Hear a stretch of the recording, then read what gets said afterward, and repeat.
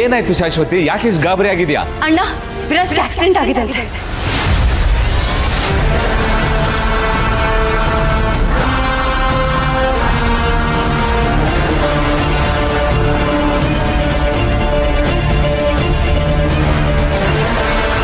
ಏನ್ ಹೇಳ್ತಿದ್ಯಾ ಶಾಶ್ವತಿ? ಏನಾಯ್ತು? ವಿರಾಜ್ ಹೇಗಿದ್ದಾನೆ?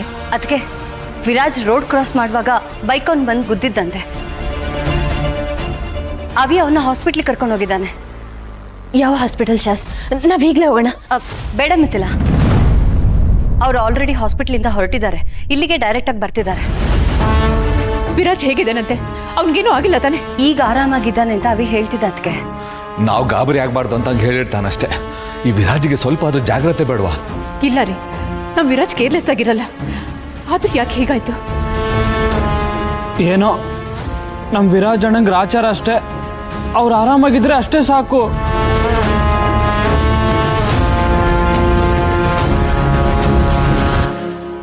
ಗುರುಗಳು ವಿರಾಜ್ಗೆ ಕಂಟಕ ಇದೆ ಅಂತ ಹೇಳಿದ್ರು. ಹೀಗಾಗ್ತಾ ಇರೋದು ನೋಡ್ತಿದ್ರೆ ಕಂಟಕ ತೊಂದರೆ ಕೊಡೋಕೆ ಶುರು ಮಾಡಿದೆ ಅಂತ ಅನಿಸ್ತಿದೆ.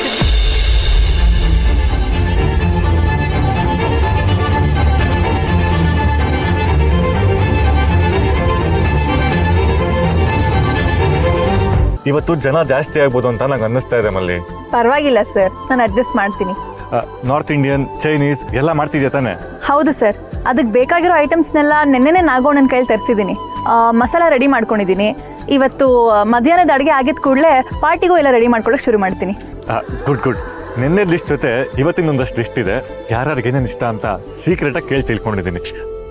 ಇದರಲ್ಲಿದೆ, ಇದೆಲ್ಲ ಮಾಡು.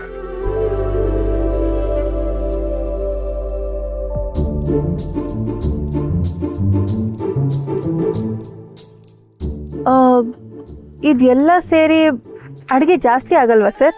ಇಲ್ಲ ಇಲ್ಲ, ಎಲ್ಲ ರುಚಿ ನೋಡೋಕೆ ಎಷ್ಟು ಬೇಕೋ ಅಷ್ಟೇ ಮಾಡು. ಐಟಮ್ಸ್ ಜಾಸ್ತಿ ಇರಲಿ, ಕ್ವಾಂಟಿಟಿ ಕಡಿಮೆ ಇರಲಿ.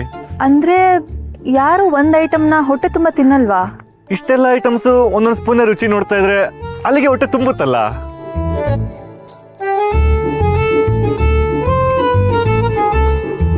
ಯಾಕೆ ಮಲ್ಲಿ, ಇಷ್ಟು ಐಟಮ್ ಮಾಡೋಕ್ಕೆ ಕಷ್ಟ ಆಗುತ್ತೆ ಅಂತ ಯೋಚನೆ ಮಾಡ್ತಿದ್ಯಾ? ಇಲ್ಲ ಸರ್, ಇದನ್ನೆಲ್ಲ ಮಾಡ್ಬೋದು, ಏನು ತೊಂದರೆ ಇಲ್ಲ.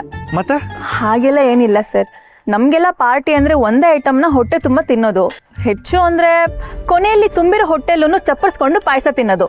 ನಮಗೆಲ್ಲ ಅದೇ ಪಾರ್ಟಿ.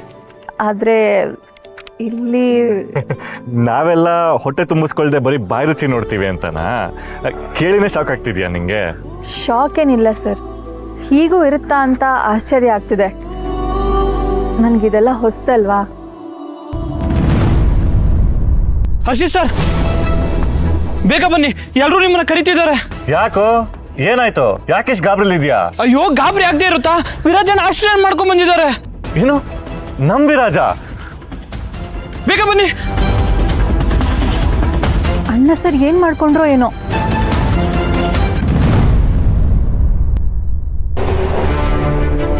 ವಿರಾಜ್, ತುಂಬಾ ನೋವಾಗ್ತಿದ್ಯೇನೋ?